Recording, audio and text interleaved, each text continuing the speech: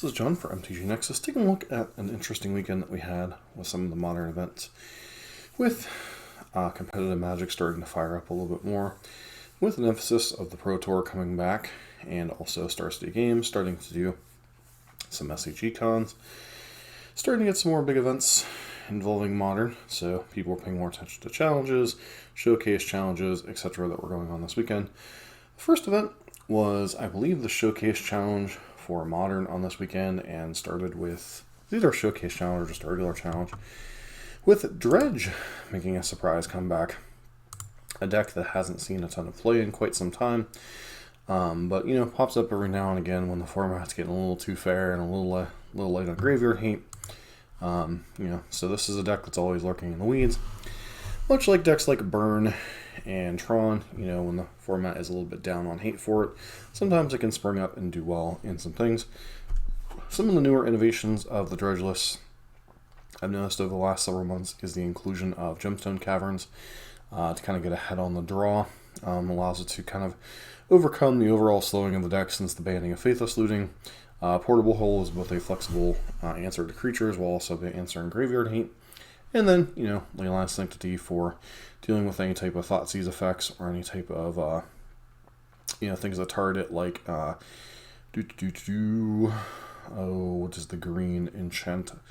Green dude, Endurance. Also keeps Endurance from hitting you, along with a lot of things like Tormod's Crypt and that kind of stuff, the targeted graveyard hate, as opposed to, you know, the more universal stuff like Relic that can still be sacrificed even if you can't target your opponent, or Rest in Peace. So definitely an interesting bit of tech.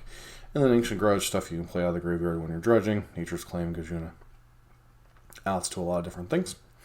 One thing I guess I'm kind of surprised they haven't adopted was Boseiju, but I guess I can understand their mana base. They're really stretched on their colors now that they're basically 4 colors with Thrilling Discovery and Cathartic Reunion, in addition to, you know, having to cast all their various different creatures whenever they're in hard mode.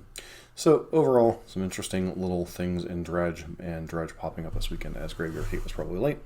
And the fair decks might be getting a little too inbred for their own good, allowing for random decks to pop up, as we'll see in some other events. Another thing that's labeled as Is It Control is actually an adaptation of Is It Murktide, cutting the DRCs for a little bit more of a controlling package. This particular version opted to go for Jason the Mind Sculptor and Dress Down in the main deck. There are some versions that were cutting it for Snapcaster Mage. So overall, very powerful adaptation to the deck. Once again, format's getting a little too inbred for its own good. The mid-range decks are kind of starting to take over. So you're going to start seeing decks that kind of get around the edges of that, whether it be, you know, decks that go over the top or random combo decks that have a good run in them. Speaking of random combo decks, one deck that has popped up a few times that I've seen while I personally have not played it is the Tajmishi Reality Architect. Return a lane you control to its owner's hand, turn target artifact or enchantment with mana value X or less from the graveyard to the battlefield, activate only as a sorcery. So what this does is it allows you to get a Tamishi into play along with a Lotus Bloom, allows you to generate a bunch of mana and then kind of go to town from there, with Finale of Devastation, Cultivator Colossus kind of being the top end of the combo, holding it all together. Eldamaru's Call allows you to find your different creatures that you need. Wargate allows you to find your Lotus Blooms. So this is definitely an engine deck that produces a bunch of mana in one turn, and then tries to cast a Finale of Devastation to really end the game in a hurry.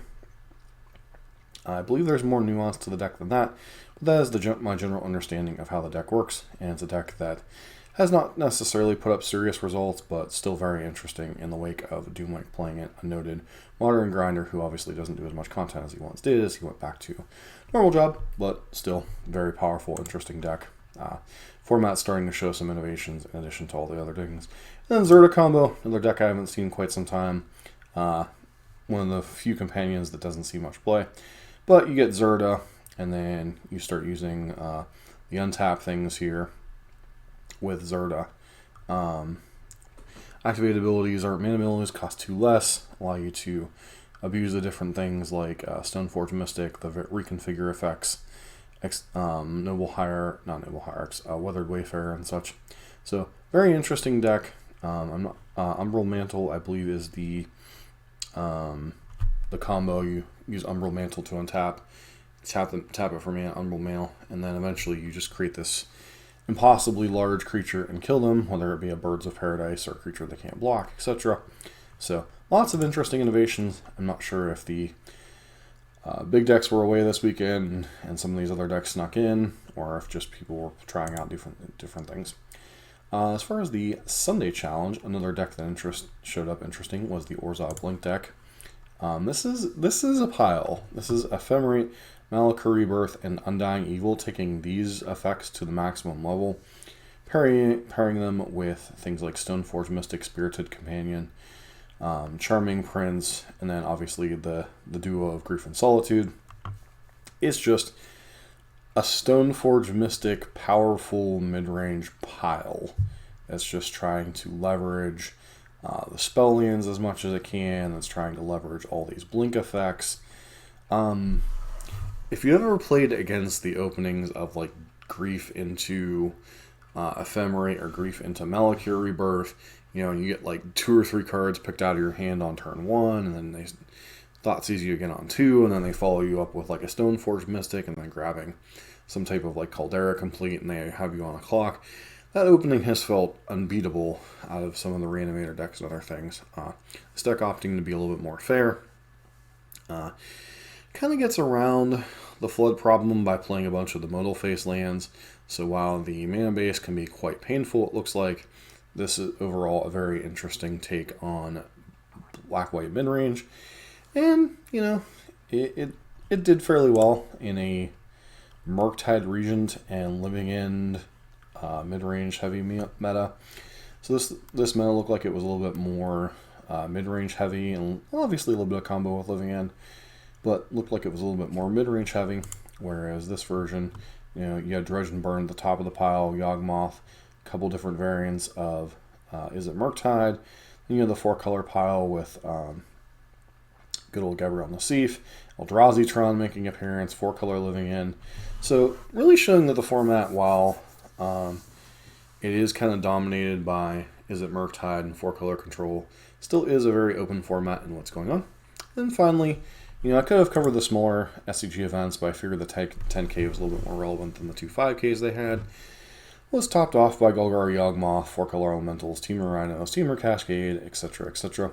One deck that I did want to highlight, in addition to all the Amulet Titans here floating around at the top of the meta, was Mono Red Midrange. This kind of looks like a amalgamation of Hayashi Red and Mono Red Prison that you see a lot out of Fluffy Wolf. You're playing the Ragavan Bone Crusher Giant, Seasoned Pyromancer Fury mid-range package, along with Chandra Dress to Kill, Chandra Torch of Defiance, Karn the Great Creator. Then you're playing 4 copies of Chalice the Void in your Ragavan deck. Anti-synergy, but at the same time, having a accelerator in the form of Ragavan is very nice in a deck like this. Does force your opponent to keep in some amount of removal in the post-board games, as Ragavan can be a severe annoyance for them. And then, even if you play Chalice, you can still use your Spikefield Hazardous lands. One of the things this deck is very leveraging is a bunch of modal face lands again.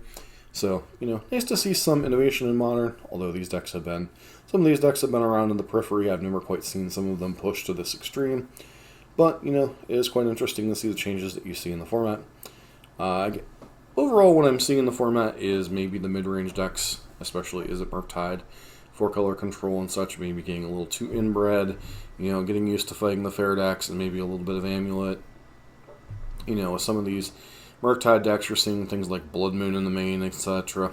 So, you're starting to see, maybe them getting a little too fighting each other at the same time, not exactly respecting some of the more aggressive elements or combo elements of the Modern format.